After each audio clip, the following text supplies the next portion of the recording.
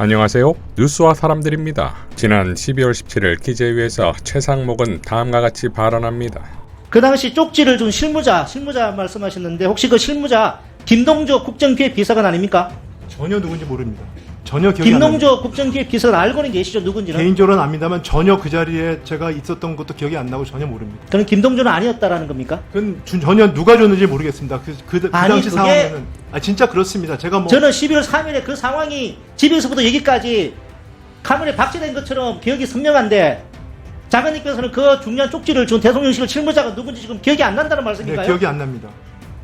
그 말이 된다 생각하시는데 지금 아니, 말이 안 되는데 그렇게 기억을 그렇게 하고 있습니다. 말이 안 된다고 생각할 수 있겠지만 전 당시에 경황이 없었고 그 쪽지는 저한테 관심사항이 아니었습니다. 네, 됐습니다.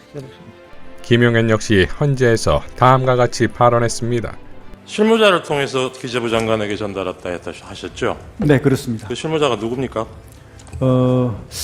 제가 사실은 얼굴은 익어서 주긴 줬는데 급하게 이제 제가 저쪽 그 국방부로 가야 되는 상황이라 가지고 예. 나가면서 복도에 있는 실무자를 줘서 국방부로 나간다는 게 제가 그 국무회의 일을 마치고 그러니까요. 국방부로 빨리 가야 되기 때문에 네. 가는 과정에서 제가 나가는 과정에서 대통령님 모시고 나가다가 예. 그걸 못 주고 나왔다는 걸 그때 알고 예. 다시 들어가기도 그렇고 해서 예. 제가 실무자를 줬습니다. 그럼 이동하시기 전에 전달할 수도 있었을 텐데.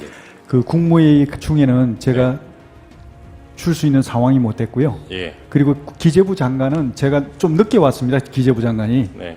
그래서 줄 수 있는 상황이 못 됐습니다. 제가 접촉을 못 했습니다. 예.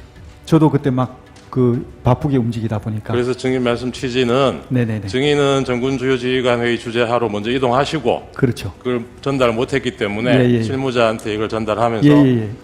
저 맞습니다. 기재부 장관에게 전달해라 예, 예. 이렇게 지시를 하셨다는 예, 예, 겁니다. 그렇습니다. 근데 그 실무자가 누구냐고요? 그러니까 실무자 얼굴은 이건데 비서실 그 행정관 같은데 제가 기억은 대통령실 비서실의 네네 행정관. 맞습니다. 네네네. 자, 차규근 의원이 김건희 라인의 김동조 이름을 꺼내자 결코 기억하면 안 되는 것처럼 최상목은 단호하게 발언합니다. 과연 이들이 중간 전달자를 말하지 못하는 건 기억력 문제입니까? 내란 외환유치죄 진상조사단의 단장인 정동영 의원은 KBC 광주방송에 나와 이렇게 발언했습니다. 김건희 씨가 여러 가지 혐의를 받고 있는데 국민의힘이 계속 방탄을 하고 있다. 사실 이 비상계엄에 이르기까지 과정에서 김건희 씨 역할에 대해서는 지금 전혀 나와 있는 게 없다.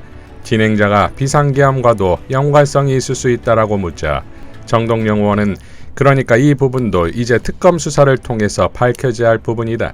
왜냐하면 지금까지 역대 청와대 주인 가운데 영부인 라인이 존재하는 청와대가 언제 있었는가. 예를 들어서 계엄 당일날 한덕수 총리와 조태열 외교부 장관, 최상목 경제부총리에게 쪽지라고 말하는 A4 문건을 전달한 비서관이 김건희 라인 비서관이었다는 것 아닌가.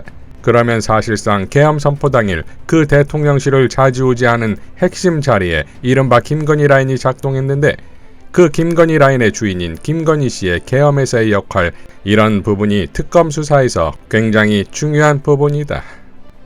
지난 20일 윤석열 내란 국정조사 특위에서 윤건영 의원은 이렇게 발언합니다. 김건희 씨에게도 비합본을 지급한 적 있죠?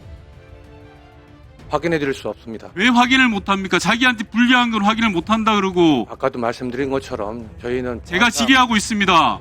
본인한테 불리한 건 확인하지 못한다 그러고 그렇게 해서 이 자리가 그런 자리 아닙니다. 맞습니다. 대통령의 배우자한테 비합본을 지급해야 될 내용이 있나요? 다음 PPT 봐주십시오. 비합본 모델의 정확한 내용까지 본인에게 제보를 받았습니다. S20 5G 모델 비합본 한 대를 김건희 씨에게 지급했다라는 거고요. 대통령 내외를 포함해서 총리 장관 비합본 전화번호 목록까지 장관들에게 경호처가 지급했다라는 겁니다. 맞습니까? 아닙니까? 확인해 드릴 수 없습니다. 그리고 이런 세세한 사항까지 제가 알 수도 없는 영역입니다. 알 수가 없다니요. 본인이 경호차장이고 그전에 기획실장이어서 이 내용을 모른다고 하면 됩니까? 윤건영 의원은 다음날 23일 한겨레 전화 인터뷰에서도 경호처가 윤석열 정부의 장관급 강요에게 비화폰을 지급하면서 윤 대통령을 포함해 비화폰을 지급받은 여러 장관의 명단과 전화번호가 적힌 종이 2장을 줬다고 한다. 종이 맨 위에는 윤석열 대통령과 김건희 여사의 이름과 비아폰 번호가 적혀 있었는데 이를 전달받은 장관급 관료는 두 분한테서 연락이 올 수도 있으니 잘 받으라는 말을 경호처 관계자로부터 들었다. 민간인 신분인 대통령 부인에게 비아폰을 준다는 것도 말이 안 되지만 대비 차원에서 지급했을 수는 있다. 그런데 왜 장관한테 김 여사의 비아폰 번호를 주며 전화를 잘 받으라고 하나? 황당하고 충격적인 일이다. 라고 밝혔습니다. 전 국민을 경악해 한 서울 서부지법 폭동에 연루되어 구속된 구구 유튜버가 김건희 팬클럽 퀸건희의 운영자였다는 것이 밝혀졌습니다. 이에 대해 봉지욱 기자는 김건희의 폭동 사주였을까요? 진실은 시간 문제라고 일갈했습니다. 12.3 내란 사태의 배경에 대해 조금씩 드러나면서 국민들이 경악한 것 중 김건희의 통일 대통령이 있습니다. 조성민 한국교원대 명예교수는 다음과 같이 밝혔습니다. 내란 수계 윤석열이 이번에 북한과 전쟁을 해서 남북 통일을 이룬 김건희가 다음 종신 통일 대통령으로 등극하려고 했는데 이것이 미국에 발각되었다. 트럼프가 북한의 개방을 유도하고 북한과의 관계를 개선해 노벨 평화상을 타보려고 했는데 그 야망이 윤석열의 계획으로 좌절될 뻔했다. 미국의 도청으로 미치광이 윤석열의 전쟁 계획이 탄로가 났다. 어쩌면 미치광이 윤석열은 내년 5월이면 통일된다는 천공의 말을 듣고 그러한 무모한 계획을 실천하려 했는지 모른다. 천공의 그 말을 듣고 윤석열이 전쟁을 획책하겠다는 생각을 했는데 실제로 그런 계획을 세웠다니 윤석열이 무속에 얼마나 깊이 빠져 있는가를 알 수 있었을 것 같다. 만약 이번 내란을 시민들과 국회의원들이 저지하지 못했다면 남북한 전쟁으로 한반도는 쑥대밭이 되었을 것이다. 등골이 오싹하다. 나라야 망하든 말든 우선 궁지에 몰린 자기들만 살겠다고 전쟁을 일으키면 수십만 수백만의 생명이 희생될 것이고 우리는 다시 6.25 당시의 처참한 상황으로 빠져들어갔을 것이다. 미치광이 윤석열의 광란은 결국 한반도 전쟁으로 제2의 6.25 특수를 누리고자 한 일본의 경제 부흥에 도움을 줄 것이다. 자, 결국 12.3 내란의 시작과 과정과 끝에는 당연 김건희가 있지 않겠습니까? 그렇다면 지금 김건희는 누구와 무엇을 도모하고 있는 것입니까? 박찬대 원대의 발언으로 마무리하겠습니다. 창원지검이 명태균 수사보고서를 작성한 시점이 지난해 11월 4일이니 윤석열도 수사보고서 내용을 알았을 것입니다. 명태균이 11월 15일 구속되고 9일이 지난 11월 24일 윤석열은 김용현에게 명태균 의혹을 언급하며 이게 나라냐, 비상대책이 필요하다고 했고 김용현은 그날부터 비상계엄 선포문과 포고령 초안 등을 준비했습니다.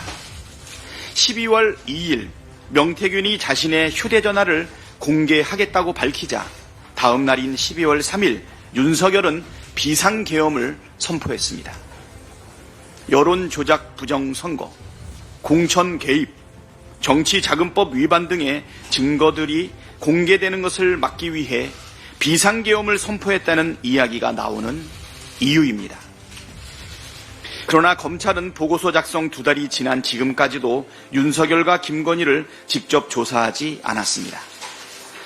윤석열은 그렇다 쳐도 민간인인 김건희도 조사하지 않은 이유를 납득하기 어렵습니다. 이 와중에 검찰이 휴대폰 폐기를 지시했다는 명태균의 충격적인 주장도 나왔습니다. 검찰이 윤석열의 부정선거를 비롯한 각종 불법 의혹을 덮어버리려는 속셈이 아닌지 매우 의심스럽습니다.